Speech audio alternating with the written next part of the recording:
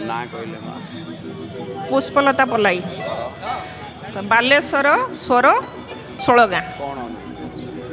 अनुभूति छोट गोटे अनुभूति मु पूर्व यही वर्ष आसी रथ यात्रा को बहुत इच्छा मुझे रथ यात्रा रथरे देखी जगन्नाथ को बहुत मोर मन इच्छा भावे किंतु भावे एत गहली मत दर्शन मु पाइबी केबे भाभी भाभी थरे कौन है मोर सांग जड़े कहला रथ यात्रा को तू जीवु आउ मो सांगरे जीवु दर्शन करके तू आसबू मुझे भाविली तापर किछि दिन पूर्व से मना करदेला ना रथ बेले जाई हबनी बाहुड़ा बेले को जीवा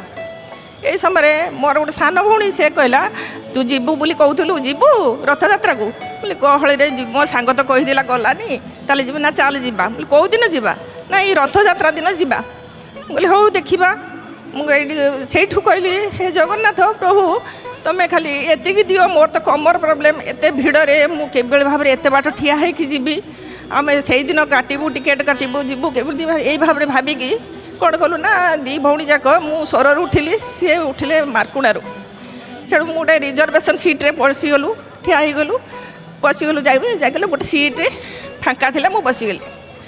एभली जाकि आसिकी मत पहुँचे देले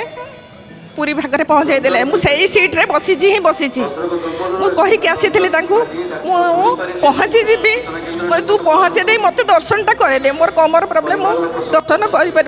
कमी दर्शन करी आसिक पहुँचला बेलू 3टा हो गला 3टा बेले सांग घरे अवश्य सांग अपेक्षा कर रही घरे 2टा भोजन करके आसिलु देखापी आसिलु जो आम बड़गंडी पाखे अपेक्षा करूँ सांग यही पुरी रहती चलो देखा ये तुम देखा आम देखा पाइलुनी आसवाक गले कि मैंने चलो एत समय अपेक्षा कर कहीं आसुना चलो चाली जमी बाहर की जाइचु सेठू बलदेव रथ चलला तापर किछि बाट जाइकी दर्शन कलु अंधार अंधार हो जाए भी भल दर्शन कर पार्लुनी तापर किछि बाट जाइए अपेक्षा कलु ना आसबे सुभद्रा रथ दर्शन करे मैंने किछ समय अपेक्षा कलु मैंने ना ना चलो जीवा चलिके आसिक पुणी माँ जाइए आसिक पहुँचीचु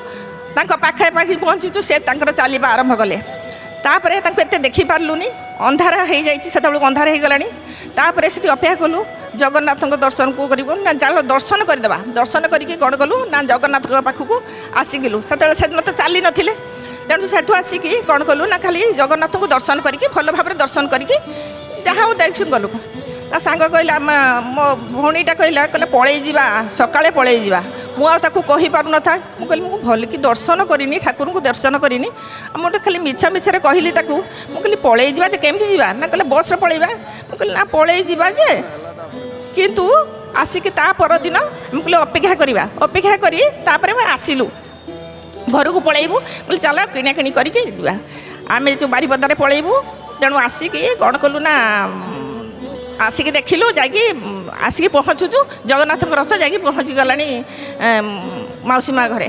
तेणु पहुँचिकी सेठी एभली भाव में वर्षा है एवं पूरा मुख मोर हृदय कौन हो जाऊँगी मुक्त भाव में दर्शन कली एभली दर्शन मु करिनी मो चरितार्थ हो गला मुझे जहाँ चाहती सी मुझे से मत दर्शन देले और आउ किछि आवश्यक नहीं जगन्नाथ बलभद्र सुभद्रा को वर्षा होता है कई लोक न था खाली यू अति निकटू दर्शन से भली दर्शन मो जीवन में